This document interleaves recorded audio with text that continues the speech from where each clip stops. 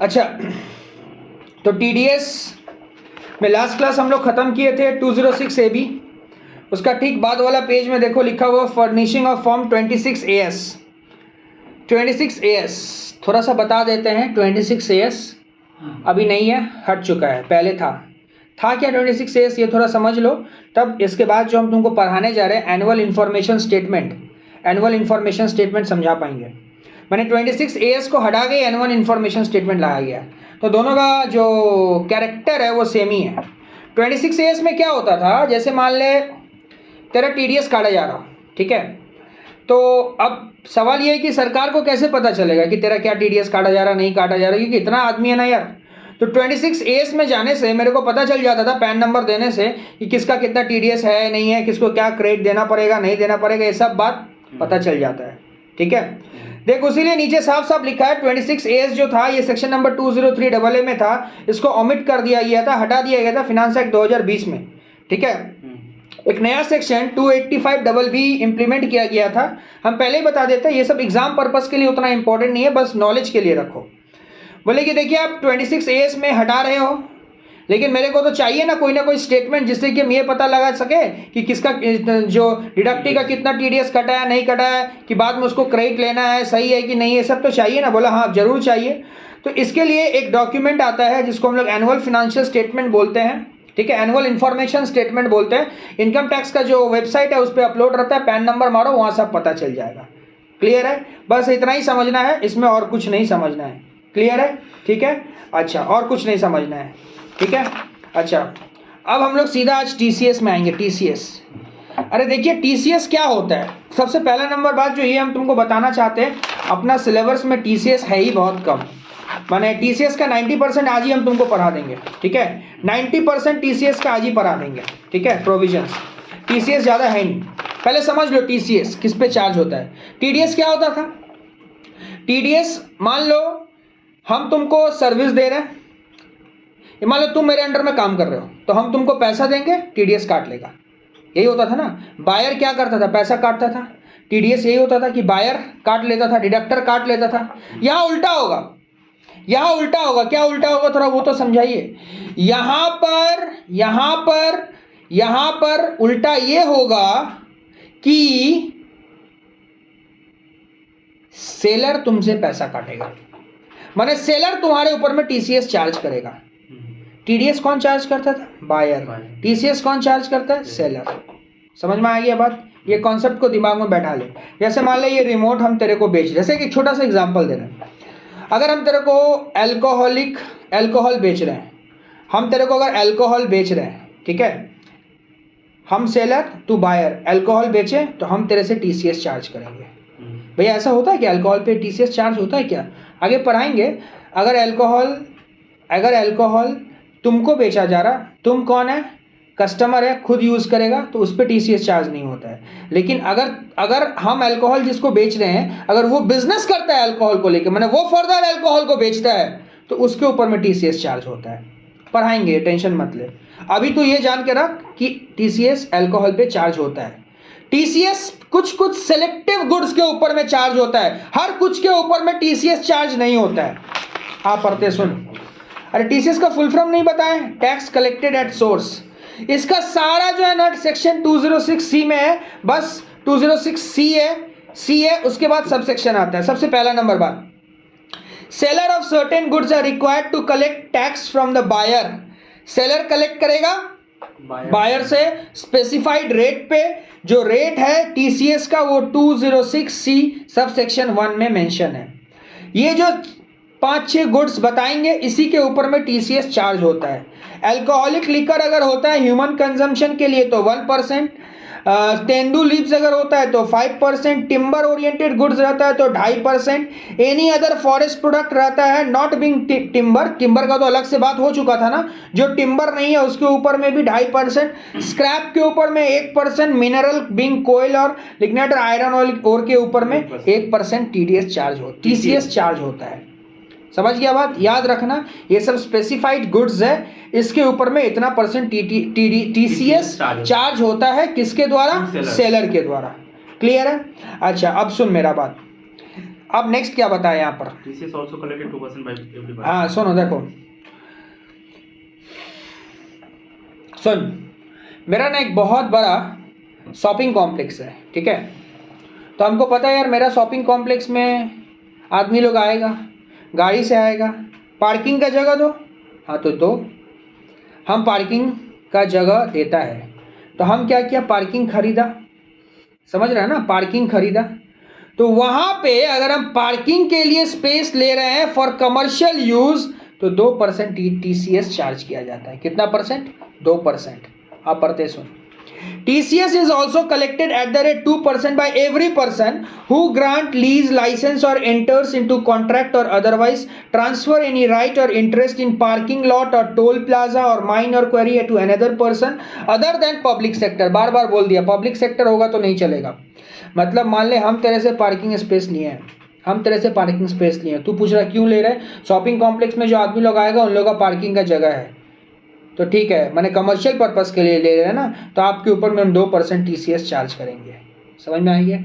यही चीज सुन, अगर तू गवर्नमेंट को बेच रहा पार्किंग स्पेस, पब्लिक सेक्टर माने गवर्नमेंट, तो तू TCS चार्ज नहीं कर सकता है, क्योंकि गवर्नमेंट किसी का सेवा के लिए ले रहा है, आप किसके लिए ले रहे हो, अपना धंधा बढ़ाने के लिए, तो आपके ऊपर में TCS चार्ज किया जाएगा। समझ में आया बात क्या बोले? Other than public sector for use of such parking lot और toll plaza mine quarry for the purpose of the business, यही 206C1C में बोला गया है। समझ में आया बात? तो तू लिख सकता है, वहां पे जगह है ना, पार्किंग लॉट, कॉमा देके लिख दे, parking lot, tolls, mining right, लिखे ना छोटो करे, parking lot, tolls, mining right के ऊपर में 2% TCS चार्ज किया जाता है। समझ गया बात क्या बोले? कौन चार्ज करेगा? जो मेरे को वो पार्किंग लॉट बेचेगा, वो सेलर है ना, मेरे को बेच रहा है ना, तो मेरे ऊपर में TCS चार्ज करेगा। ये 206(1)(c) में है। अब 206(1)(f) में क्या लिखा हुआ है? अगर तुमको मोटर व्हीकल बेचा जा रहा है 10 लाख के ऊपर, अगर कोई भी मोटर व्हीकल है तो 1% TCS चार्ज किया जाएगा। 10 लाख के ऊपर अगर कोई भी मोटर व्हीकल तुमको बेचा जाता है तो 1% TCS चार्ज किया जाएगा। पढ़ के देखते हैं। A seller receives sale consideration from motor vehicle of value exceeding 10 lakh shall collect TCS from the buyer 1% of the sale consideration. समझ गया ना? हम किसी को कोई गाड़ी बेचेंगे, अगर मोटरसाइकिल ना मोटर व्हीकल बोलचे, मोटर व्हीकल नहीं गाड़ी, मोटर व्हीकल बेचते हैं 10 लाख के ऊपर अगर होता है तो 1% TCS सेलर चार्ज कर सकता है। शांति, समझाएंगे सेलर का मतलब कौन है। सबसे पहले तेरे को ये बात पता चल गया होगा कि सेलर में एक आदमी नहीं आ सकता, वो है गवर्नमेंट, क्योंकि हम लोग ऊपर में पढ़े थे ना 206(c)(1)(c) में कि पब्लिक सेक्टर को अगर तुम दे रहा है तो TCS चार्ज मत करना। इसका मतलब ये होता है, हम तेरे को सॉरी सेलर नहीं बायर, ये बायर में नहीं आ सकता है। हम तेरे को सेलर का भी डेफिनेशन बताएंगे, बायर का भी डेफिनेशन बताएंगे, दोनों का डेफिनेशन बताएंगे, ठीक है? सेलर और बायर, इससे पता चल जाएगा कि किसके ऊपर में TCS चार्ज होना चाहिए, किसके ऊपर में TCS चार्ज नहीं होना चाहिए, क्योंकि TCS काटता कौन है? सेलर। किसके ऊपर? बायर के ऊपर। तो बायर का डेफिनेशन में गवर्नमेंट नहीं आएगा, क्योंकि ऊपर ही बता दिए थे कि अगर तुम क्या कर रहे हो, अगर तुम बायर को सेल करोगे, बायर अगर गवर्नमेंट होता है, हाँ, अगर तुम सेल कर रहे हो जिसको, वो अगर गवर्नमेंट है, पब्लिक सेक्टर यूनिट है, उस पर TCS चार्ज नहीं होगा। इसीलिए बायर का डेफिनेशन से पब्लिक सेक्टर को माने गवर्नमेंट को हटा दिया गया है। पहले सेलर का डेफिनेशन पढ़ते हैं। Seller include central government, state government. भैया सेंट्रल गवर्नमेंट, स्टेट गवर्नमेंट हम लोगों को कुछ बेचेगा तो क्या TCS चार्ज होगा? ऑफ कोर्स होगा। अगर तुम उसको कुछ बेचता है तो तुम TCS चार्ज मत करना, लेकिन वो अगर मेरे को कुछ बेचता है तो TCS चार्ज होगा। तो seller includes central government and state government or any local authority or corporation or authority established by under the central or state provincial act of the company or a firm, cooperative society and any individual or HUF। उसके बाद जो है ना who is liable to tax audit 44AB, इसको काट दे क्योंकि अभी tax audit नहीं होता है, हम काट दे उसको, काट who is liable to tax audit under section 44AB, काट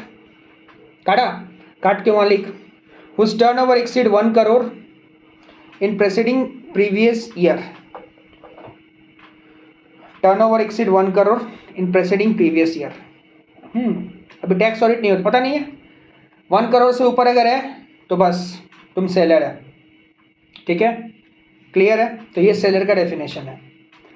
देखो सेलर से भी ज़्यादा जरूरी बायर को बता दीजिए, क्योंकि TCS चार्ज बायर पे होता है। तो सुन क्या बोला है, buyer does not include, buyer में नहीं आता है कौन, पहले बता दी ना, public sector, central government, state government, embassy, high commissioner, legation commission, consultant and trade representative, foreign state club वगैरह, ये लोग बायर में नहीं आता है। मतलब इनको तो कुछ बेचेगा तो टीसीएस चार्ज मत करना।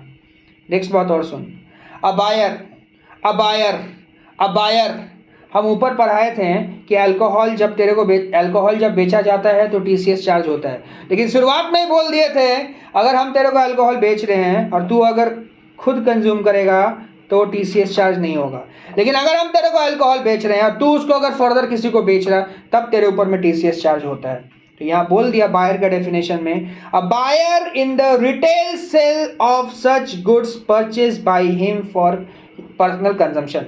मतलब a buyer in the retail sale में बायर क्या कर रहा, उस गुड्स को पर्सनल कंजम्पशन के लिए ले रहा, तो वो बायर के डेफिनेशन में नहीं आता है। मतलब तो वहाँ पर लिख ले 206 C1, 206 C1, अरे एक सेकेंड 206(1) छिलो ना, एक मिनट हाँ ठीक है ना, ऐसे छोड़ो, उधर लिखता हूँ मैं, छोड़ो, खाली इतना जान के रख। जैसे ऊपर का जो एग्जांपल दिए थे, सुन मेरा बात सुन, हम तेरे को मोटर व्हीकल बेच रहे हैं और तू पर्सनल यूज़ के लिए ले रहा, तो तू बायर का डेफिनेशन में नहीं आता है, और अगर तू बायर का डेफिनेशन में नहीं आता है टीसीएस चार्ज नहीं होगा। साफ बोला है ना। अरे क्या बोला, buyer does not include, buyer इन लोग को इंक्लूड नहीं करता है। तो बायर अगर इन लोग को इंक्लूड नहीं करता है तो आप इसके ऊपर में टीसीएस नहीं लगा सकते हो। समझ गया बात क्या बोले, क्लियर है यहाँ तक? अच्छा, और क्या बोला है, buyer also does not include local authority, public sector company which is engage in business for carrying passenger. हाँ याद रखना, पैसेंजर कैरी करता है तो उन लोगों के ऊपर भी ये अप्लाई नहीं होता है, ठीक है। अच्छा अब सुन मेरा बात, तो क्या समझ में आया, टीसीएस किसके ऊपर में चार्ज होगा? पहला नंबर बात इतना समझ लो, टीसीएस चार्ज कौन करता है? सेलर करता है। टीसीएस उसी के ऊपर में चार्ज किया जाएगा जिसको अगर हम कुछ बेच रहे हैं वो अगर फर्दर उसका लेके बिजनेस कर रहा है तो उसके ऊपर में टीसीएस चार्ज होगा। और एक बात, टीसीएस कब चार्ज नहीं होगा? अगर हम गवर्नमेंट को कुछ बेचते हैं तो टीसीएस चार्ज नहीं होता है। अब देखो ये जो मोटर व्हीकल वाला कहानी था ना, इसको लेके थोड़ा सा दुविधा हुआ। क्यों दुविधा हुआ? दुविधा इसलिए हुआ, समझ में नहीं आ रहा कि इस पर टीसीएस चार्ज होगा कि नहीं चार्ज होगा। तो सीबीडीटी इसके ऊपर में कुछ गाइडलाइंस लाया है, हम लोग पढ़ेंगे, समझ में आ जाएगा। देखो सुनो क्या बोला है, whether TCS 1% on sale of motor vehicle at a retail level or also on sale of motor vehicle by a manufacturer to a dealer or distributor।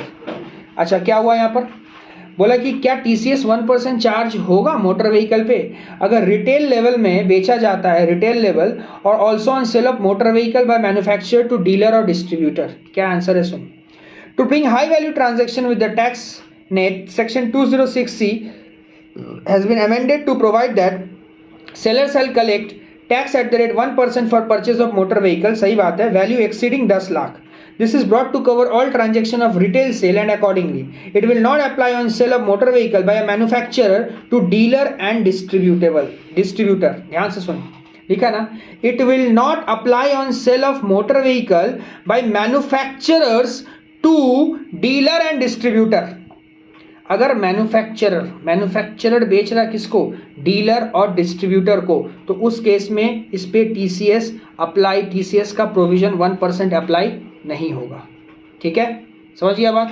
Next number 2 क्या बोला, TCS 1% on sale of motor vehicle applicable only to luxury car. ऐसा कोई बात नहीं है, luxury car के बारे में कोई बात नहीं लिखा है, सीधा बोला गया 10 लाख के ऊपर जाए तो 1% टीसीएस लगा देना। देखो लिखा हुआ है, क्या लिखा हुआ है, seller shall collect 1% from the purchase of sale of any motor car. Any हो, लग्जरी होने का मतलब नहीं है, 10 लाख हम बोले तो 10 लाख, तो 10 लाख अगर होता है तो टीसीएस कट जाएगा। 3 number, whether TCS 1% is applicable in case of sale to government department. पहले बोल दिया यार, गवर्नमेंट डिपार्टमेंट, तो इसके ऊपर में टीसीएस नहीं करता, और आगे हम पढ़ेंगे ही नहीं। देख सीधा लास्ट लाइन लिखा हुआ है, shall not be liable to levy TCS. Government को बेचेगा तो टीसीएस लगने का कोई जरूरी नहीं है। नेक्स्ट बात, when TCS is applicable on each sale of motor vehicle or aggregate value of sale during the year, अच्छा, क्या टीसीएस ईच सेल पे लगेगा ना एग्रीगेट वैल्यू पे लगेगा? तो ऑफ कोर्स टीसीएस जो है एक गाड़ी पे बोला है, मतलब हम तुमको एक गाड़ी अगर बेचते हैं और 10 लाख के ऊपर जाता है तो टीसीएस कटेगा। एक गाड़ी, एक गाड़ी, एक गाड़ी। तो लिखा हुआ tax is to be collected 1% on sale consideration of a motor car. A को अंडरलाइन कर, ए को अंडरलाइन कर। 10 लाख होना चाहिए ईच सेल में, हर एक सेल में, समझ गया? 5 number, TCS 1% on sale of motor vehicle is applicable in case of individual. क्या इंडिविजुअल पे एप्लीकेबल है? हाँ, ऑफ कोर्स इंडिविजुअल पे एप्लीकेबल होगा टीसीएस अगर इंडिविजुअल बायर है। अब बायर में भी तुमको चेक करना पड़ेगा, जैसे सेलर में तुम चेक किया ना उसका टर्नओवर 1 करोड़ के ऊपर होना चाहिए, तो बायर में भी चेक करना कि अगर उसका टर्नओवर 1 करोड़ के ऊपर है तो टीसीएस काट देना। देखो सेम टीडीएस का ही तरह कॉन्सेप्ट है। टीडीएस काटते समय भी हम तुमको बोले थे कि टर्नओवर जरूर चेक कर लेना उसका, ठीक है? टीडीएस काटते वक्त टर्नओवर चेक कर लेना कि 1 करोड़ के ऊपर है तभी कटेगा। तो यहाँ भी वही बात है। क्या लिखा हुआ? The definition of seller as given in clause C of the explanation below subsection 11 of 206C shall be applicable in case of sale of motor vehicle. According an individual के बाद जो लिखा है उसको काट, who is liable to audit as per provision of section 44AB। काट इसको काट के लिख वहां पे, whose turnover exceed 1 crore in case of business, whose turnover exceed 1 crore in case of business, exceeds 1 crore in case of business, ठीक है?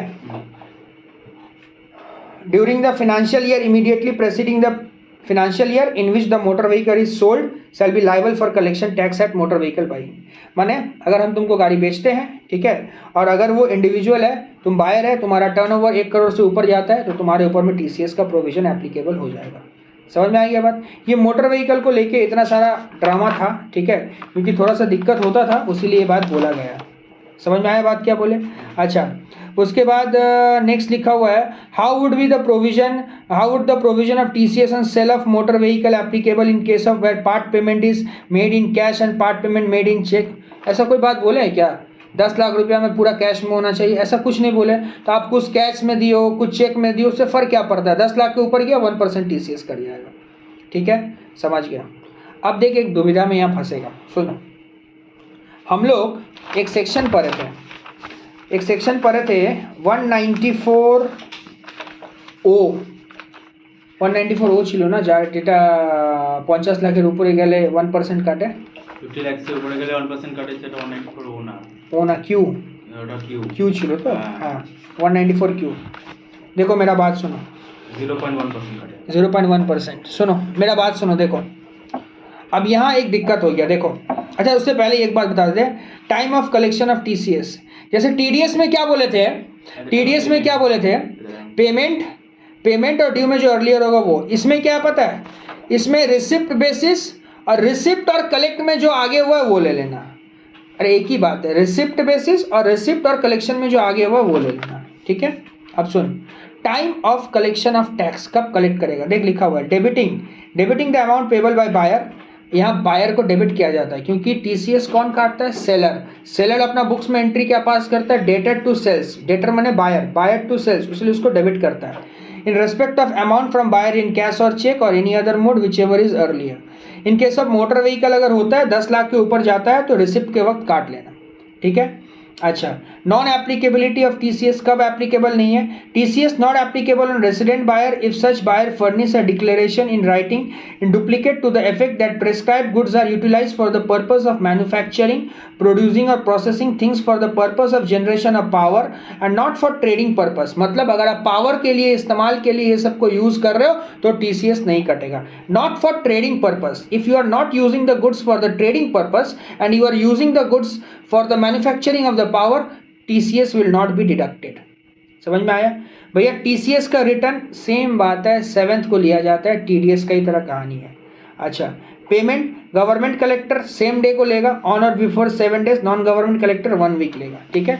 सब जान के रखना, ज़्यादा ये नहीं है, ठीक है? अच्छा,